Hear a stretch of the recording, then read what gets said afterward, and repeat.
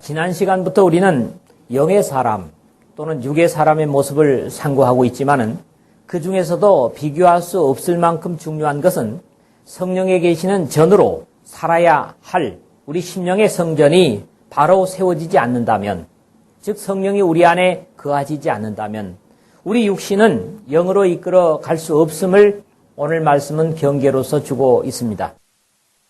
하나님의 성령이 없이는 기도의 사람이 아니라는, 누구든지 기도에 영이 없으면 기도의 사람이 아니라거나 성령이 친히 우리 영으로 더불어 우리가 하나님의 자녀인 것을 증거하시나니라는 가르침들은 기도인의 삶의 근본이 성령에 의해서 지배되고 이끌리지 않는다면 엄밀히 기도인이라고 할 수 없다는 귀중한 교훈을 생각하게 되면서 과연 우리 속에 성령이 거하심을 어떻게 확신할 수 있고, 무엇보다도 신앙의 성패가 좌우되는 이 성령이 우리의 삶에 오시게 하는 것이 가장 기본적인 순서가 될 것이다, 그렇게 생각을 합니다.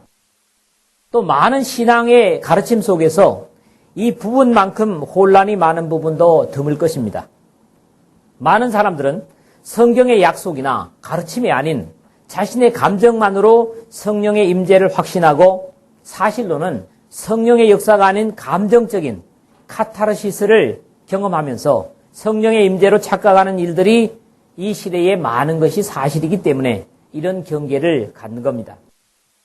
분명히 그러므로 내가 너에게 알게 하노니 하나님의 영으로 말하는 자는 누구든지 예수님을 저주할 자라 하지 않고, 또 성령으로 아니하고는 누구든지 예수를 주시라 할 수 없느니라. 고린도전서 12장 3절에 귀중한 교훈처럼 우리가 예수 기도를 고백하는 일조차도 성령의 역사로만 가능하다는 귀중한 진리를 부정할 수 없습니다. 성령께서 우리 죄인들이 기도 안으로 들어오는 과정을 처음부터 끝까지 주도하심을 깨닫게 되는 것이죠. 성령께서는 분명 인격이시고 죄인을 감동시켜서 복음을 듣게 하시기는 하시지만 죄인과는 함께 거하실 수 없으신 분도 역시 성령이십니다. 본문에 나타나는 대로 성령은 하나님의 영이요, 기도의 영이시며 아버지께로서 나오시는 진리의 성령이시기 때문입니다. 요한복음 15장 26절의 말씀인데요. 성령에 관한 기도의 가르침은 대부분 요한복음 13장에서부터 16장까지 나타나고 있고, 특히 이 교훈들의 시점은 예수 그리스도의 구속사역 이후임이 너무나 분명합니다. 하나님의 영이 우리 속에 거하시지 않으시면 자신이 뭐라고 증거한다고 할지라도 그는 기도의 사람이 아니요 육신의 사람일 뿐입니다. 그렇기 때문에 우리의 삶 속에 성령께서 오시게 하는 것은 대단히 중요하고 반드시 계시도록 해야만 하는데, 과연 우리는 어떻게 성령을 받게 되는가 하는 부분에 대해서 대단히 중요한 신앙의 과제가 됩니다. 구약 성경에서는 하나님의 일을 위해서나 특별한 상황을 해결하시기 위해서 하나님의 신이 임하게 하셨습니다.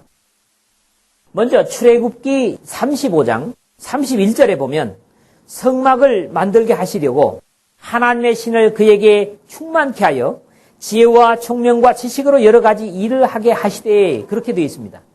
하나님의 성막을 짓기 위해서 부사렐이라고 하는 특별한 사람에게 하나님의 영이 임해서 그 일을 감당하게 하는 사실을 보는 거지요. 그런가 하면 민수기 24장, 23장부터 나타나는 일입니다만은 거기 보면 이방의 선지자 발람이 나옵니다. 민수기 24장 2절에 보니까 눈을 들어 이스라엘이 그 지파대로 거하는 것을 보는 동시에 하나님의 신이 그 위에 임하신지라 그랬어요. 분명히 하나님의 선지자가 아닌데 발람이라고 하는 그 이방 선자에게 하나님의 신이 임했다고 하는 그런 모습을 기록으로 우리가 보게 된다고 하는 것입니다. 그 다음에 사무엘상 19장 20절에서 23절에 보면 사울이 다윗을 잡으려고 사자를 보냈습니다. 그런데 그 하나님의 신이 사울의 사자들에게 임했습니다. 그래서 그들도 같이 예언을 합니다. 다른 사자들을 또 보냈습니다. 그들도 역시 같은 예언을 합니다. 세 번째 사자들을 보냈더니 그들도 예언을 합니다. 마지막으로는 사울 자신이 쫓아가죠. 라마 나요시라고 하는 것을 쫓아가는데요. 하나님의 신이 그에게도 임하시니 그렇게 돼 있어요. 전혀 하나님의 일과는 어떻게 보면 관련이 없어 보입니다. 그러나 이러한 성령의 임재는 어떤 역사냐 하니까 다윗을 사울로부터 보호하려고 하는 하나님의 의지가 발현됐다고 하는 것입니다. 적어도 이런 일들은 예수 그리스도께서 십자가에서 대속의 죽음을 죽으실 때까지 구약의 성령은 다만 특정한 사람들에게 하나님의 역사를 위하여 임하였고 그 일이 완료되었을 때는 떠나셨던 일들을 들어볼 수가 있습니다. 적어도 새언약의 법 속에서는 약속을 성취할 때 하나님의 성령은 임하심을 보는 것을 우리가 신약 성경에서 비로소 읽게 됩니다. 그러나 만약에 자신의 감정에 복받친 것을 성령의 감동이라고 생각하고 말하는 것은 사실에 있어서는 하나님께 대한 모독입니다. 이 시대에 이런 사람들을 들어보게 되는데 대단히 경계해야 될 부분이라고 생각을 합니다. 복음이 완성된 후에 성령에 대한 성경의 가장 분명한 성령을 주시겠다고 하는 약속의 선언은 말이죠. 침례를 통해서 즉 죄사함의 결과로 성령께서는 사죄받은 심령에 오시게 되는 것입니다. 여기에서도 예수 그리스도의 세례를 받으신 모습은 우리 모든 세례를 받고 거듭난 그리스도인의 모습의 표상이셨습니다. 물론 예수 그리스도는 죄가 없으신 분이시기 때문에 사죄의 세례가 필요치 않았고 세례 요한은 세례 주는 것을 거절했지만 주님은 이제 허락하라. 우리가 이와 같이 하여 모든 의를 이루는 것이 합당하니라. 마태복음 3장 15절에 그렇게 말씀을 하셨고요.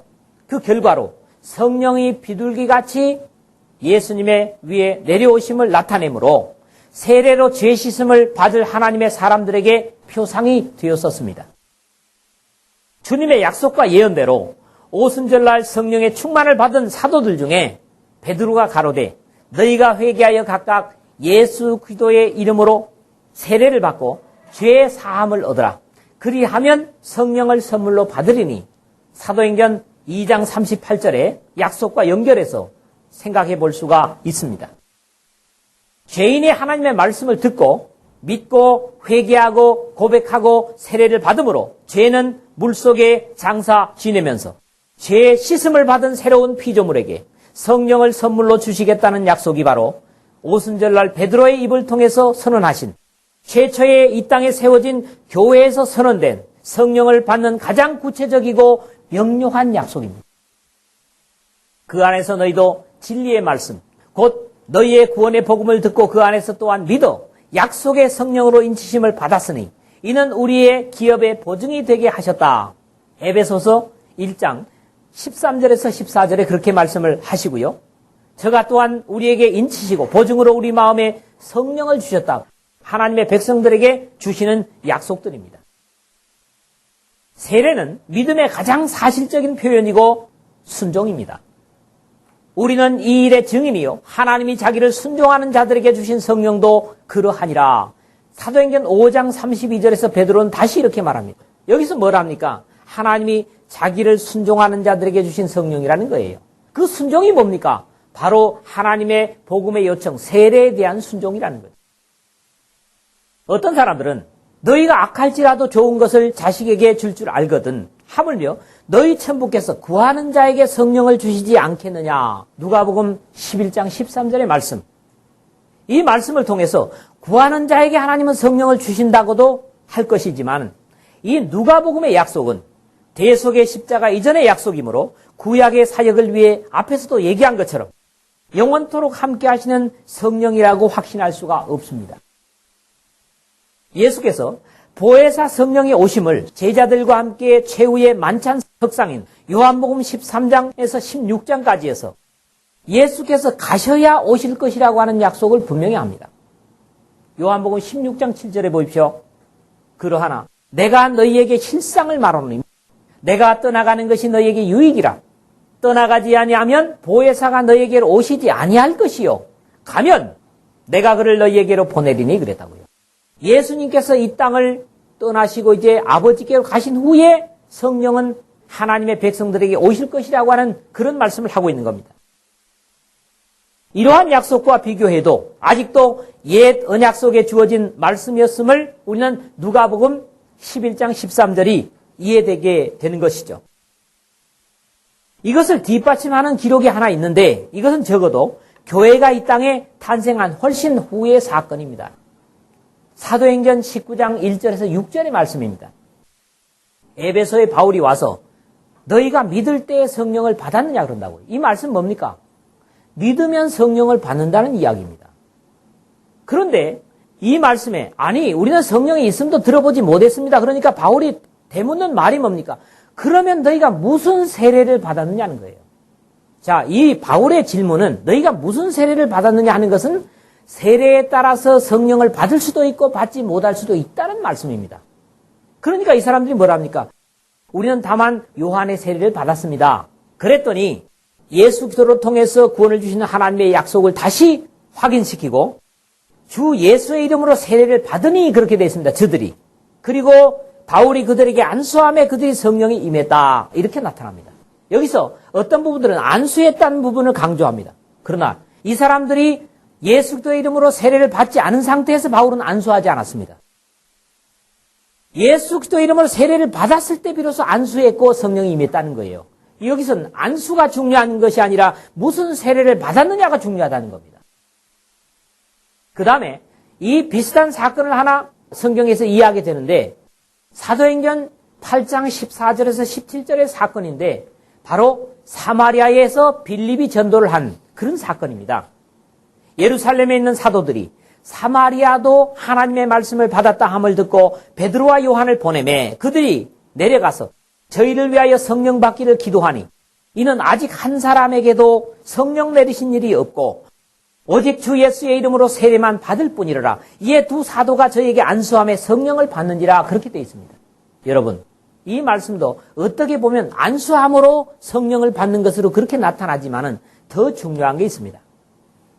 빌립이 사마리아에 가서 복음을 전합니다. 그리고 예수님의 이름으로 세례를 받았습니다. 그런데 이걸 사도들은 아직 수용을 못하는 겁니다.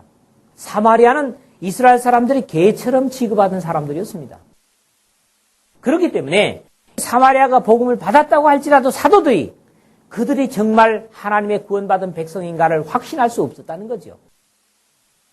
이런 것을 위해서 하나님은 성령 받는 것을 보류해 두셨다는 겁니다.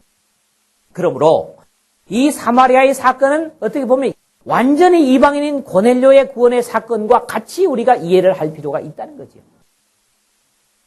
여러분, 분명히 사도들에게 안수를 받은 빌립도 하나님의 진리를 전했습니다. 그런데 이 사람들이 그런 어떤 조건이 없는 사람들이었다면 예수님의 이름으로 세례를 받았다면 성령을 선물로 받아야 됩니다.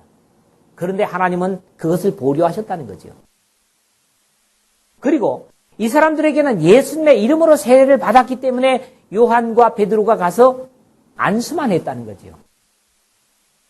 그러므로 이 사람들에게 성령이 임하는 것을 보면서 베드로와 요한이 아하, 사마리아도 하나님께서 구원하셨구나 이 사실을 깨닫게 됐다는 거예요. 만약에 이런 가서 안수함으로 성령이 임하는 것을 보지 못했다면 마치 베드로가 고넬료의 가정에 의심을 갖는 것처럼 사마리아는 구원받은 백성 중에 포함시키지 않았을 것이라는 거지요. 그러므로 이런 모든 전황의 사실들을 이해하지 못한다면 편협적으로 이 말씀을 오해할 수 있는 소지가 얼마든지 있다는 겁니다. 그러므로 이 경우도 고넬료의 가정과 같은 맥락에서 사마리아 사람들에 대한 유대인들의 부정적인 태도를 고치시려는 그러한 지극히 이성적인 시각을 부수시려는 하나님의 뜻이 계셨다고 하는 것을 우리가 이해해야 됩니다. 베드로가 이 말할 때에 성령이 말씀 듣는 모든 사람에게 내려오시니 베드로와 함께 온 할례 받은 신자들이 이방인에게도 성령 부어주심을 인하여 놀라니 이는 방언을 말하며 하나님의 높임을 들음이로라. 이에 베드로가 가로되 이 사람들이 우리와 같이 성령을 받았으니 누가 능히 물로 세례 줌을 금하리요 하고 명하여 예수 그리스도의 이름으로 세례를 주라 하니라. 사도행전 10장 44절에서 48절의 말씀입니다. 자, 이 사건이 있기 전에 10장에 여기까지 43절의 사건을 우리는 다 거론할 수가 없습니다. 그러나 10장 1절에서부터 앞전의 사건까지의 정황을 우리가 이해하지 않는다면 이 말씀을 오해할 소지는 얼마든지 있습니다. 베드로는 하나님께서 이방인을 택했다는 사실 자체를 받아들이질 않습니다. 그리고 베드로뿐만 아니라 이 사건이 있은 후에 11장에 가서 보니까 예루살렘의 사도들에게 베드로가 올라갔을 때 사도들이 베드로를 힐난합니다. 네가 어떻게 이방인의 집에 가서 먹었으며 그들에게 어떻게 세례를 줬느냐? 그 베드로가 뭐랍니까?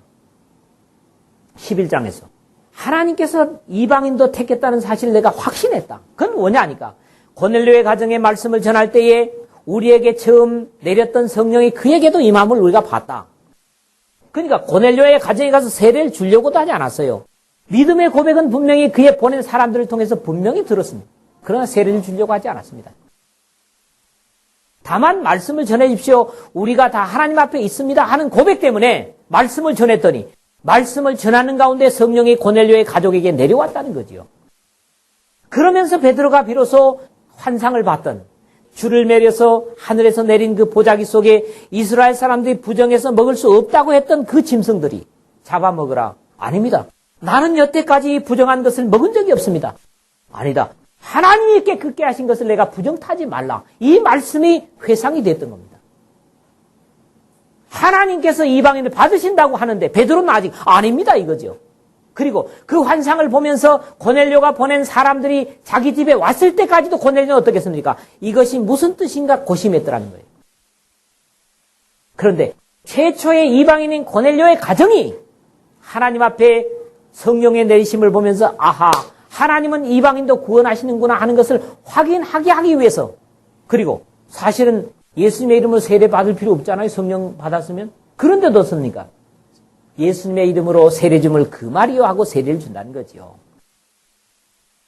그러므로 이러한 사실들은 그리스도의 이름으로 세례를 받는 것이 성령 받음의 가장 분명하고 구체적인 조건이 된다는 사실을 가르칩니다. 제가 서두에 말씀드렸습니다. 성령은 죄인들에게 감동은 줄 수 있습니다. 그러나 죄인들에게 와서 계실 수 없습니다. 왜요? 거룩한 성령은 죄인과 함께 거하실 수 없기 때문입니다. 하나님의 약속대로 예수님의 희생의 십자가에 죄를 씻는 하나님의 약속을 이행하고라야 그 사람 속에 성령은 거하실 수가 있다는 얘기예요. 바울은 믿을 때에 성령을 받는다고 하면서 결국 그리스도의 이름으로 세례를 받음으로 성령을 받게 했지만 이 믿음에는 세례를 받는 일이 포함되어 있다는 사실을 보여주고 있는 것입니다. 믿음은 세례를 포함합니다. 이게 믿음입니다. 관념적인 것이 아니라 하나님의 말씀에 순종하는 것이 믿음이고, 그렇기 때문에 사람이 물과 성령으로 나지 아니하면 하나님 나라에 들어갈 수 없다고 하는 말씀을 예수님께서 요한복음 3장 5절에서 하신 겁니다. 오늘 본문 말씀을 통해서 세 가지 질문적인 내용을 가지고 답하는 것으로 이 말씀을 풀어가고자 합니다. 첫 번째, 9절에서 11절의 말씀은 그리스도인이라고 하는 게 뭐냐를 얘기합니다. 단적으로 얘기하면 뭡니까? 바로 성령이 거하시는 사람이다. 우리는 이렇게 확신할 수 있어요. 주님께서 제자들과 최후의 만찬을 나누시면서 예수님께서 대답하여 가라사대 사람이 나를 사랑하면 내 말을 지키리니 내 아버지께서 저를 사랑하실 것이요 우리가 저에게 와서 거처를 저와 함께 하리라. 이런 말씀하십니다. 요한복음 14장 23절입니다. 우리가 저와 함께 와서 거처를 같이 하리라. 이게 뭡니까? 성령의 임재의 약속을 말씀하시는 겁니다. 십자가에 달리시기 전에 인류를 위한 제사장적인 기도를 드리시는 가운데 곧 내가 저희 안에 아버지께서 내 안에 계셔 저희도 온전함을 이루어 하나가 되게 하려 함은 요한복음 17장 23절에 그렇게 기도를 하시는데 내가 저희 안에 아버지께서 내 안에 저희로 온전함을 이루어 하나가 되려 합니다. 이렇게 말씀을 합니다. 장차 성령으로 오셔서 주님의 백성들을 온전케 하실 것을 증거하고 계신 것입니다. 여기 본문 9절을 보니까 만일로 시작이 됩니다. 이것은 그럴 수도 있고 그렇지 않을 수도 있다는 내용입니다. 하나님의 성령이 함께 하시는 사람이라면 비록 육신 안에 머물고 있다고 할지라도 이미 영의 사람이라는 말씀입니다. 사람은 결국 육신과의 삶에서 벗어날 수 없는데 어떻게 그 육신을 다스리느냐에 따라 육신의 사람이 될 수도 있고 영적인 사람이 될 수도 있다는 것입니다. 육신적인 생각과 이성을 가지고 육신을 다스리는 사람은 그건 아무리 성령을 외쳐도 육신의 사람입니다. 그러나 육신의 모습으로 살지만은 하나님의 의지가 움직이고 하나님의 의지를 따라 사는 사람은 성령의 사람이라는 거지요. 누구든지 기도의 영이 없으면 기도의 사람이 아니라 기도인이냐 아니냐 하는 판가름은 성령께서 함께 하시는 사람이냐 아니냐의 차이라는 말씀입니다. 9절 하반절에서 기도의 영이 없으면 했는데 10절에서는 기도께서 너희 안에 계시면 이라는 신비한 말씀을 하고 있습니다. 다시 11절에서는 예수님을 죽은 자 가운데서 살리신 이의 영이 너희 안에 거하시면 이라고 해서 다시 하나님의 영이라는 의미로 말씀을 합니다. 첫 번의 마지막 부분은 성령께서 함께 하시는 사람이라야 죽을 몸도 살리신다는 말씀을 하십니다. 너희 안에 거하시는 그의 영으로 말미암아 너희 죽을 몸도 살리시리라. 기도인의 표는 여러 가지가 있겠지만 가장 분명하고 중요한 표는 성령께서 함께 하시는 사람이라는 약속입니다. 결국 죄의 사람이 영혼 속에 들어갈 수 있는 것은 성령을 힘입어야 함을 배우는 것이죠.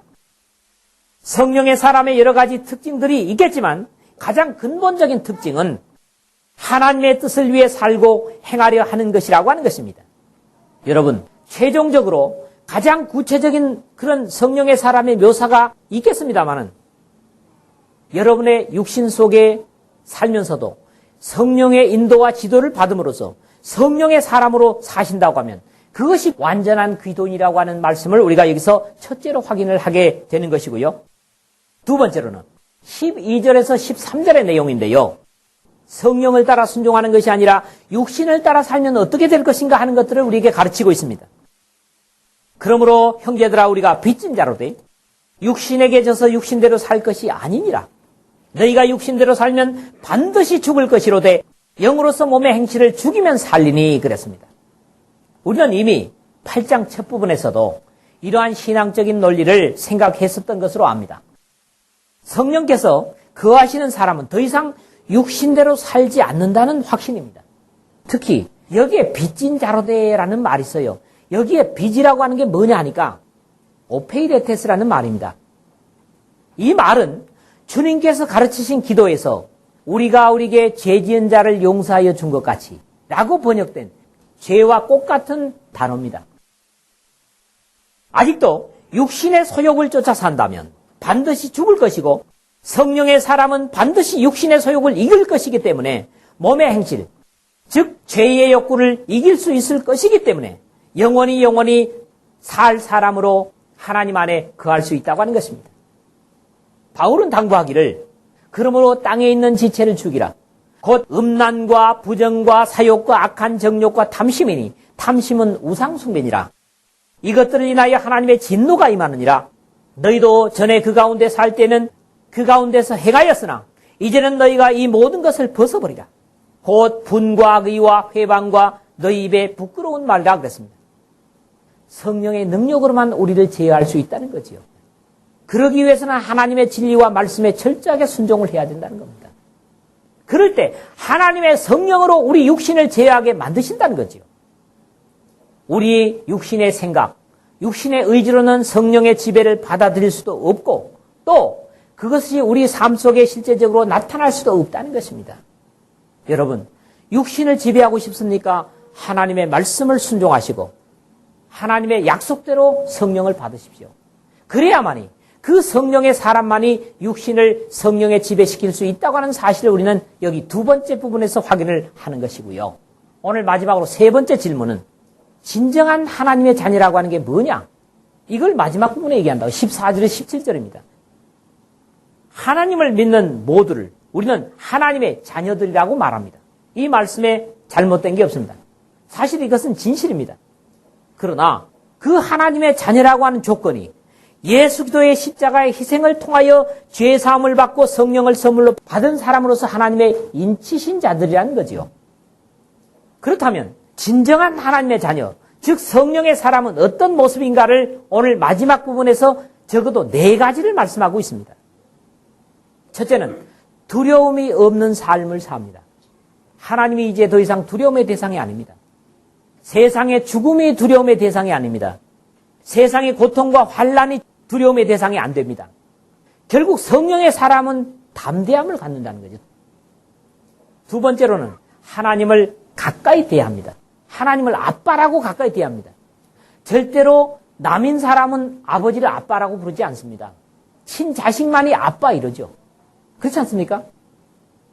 성령의 사람만이 하나님을 아빠 이렇게 가까이 부를 수 있다는 거예요. 세 번째로는 반드시 성령의 사람만이 천국을 상속받게 될 것입니다. 성령이 거하지 않는 육의 사람은 어떻게 말해도 그 사람은 상속자가 되지 못할 것입니다.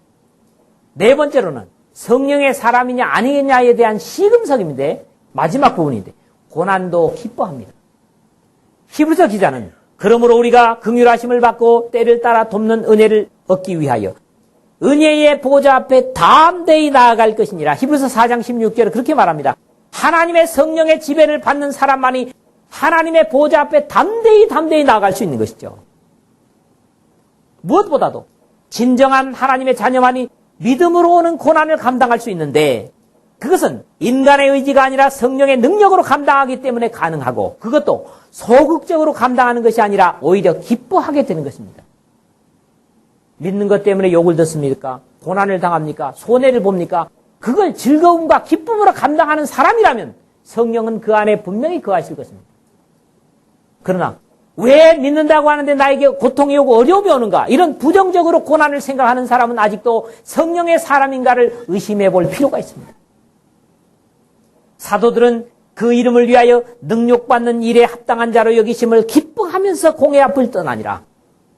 채찍에 맞고 어려움을 당하면서 사도들은 예수님의 이름 때문에 당하는 그 고난에 감격하면서 그들을 괴롭히는 사람들 앞에서 떠났다. 그런 말씀을 보는 겁니다.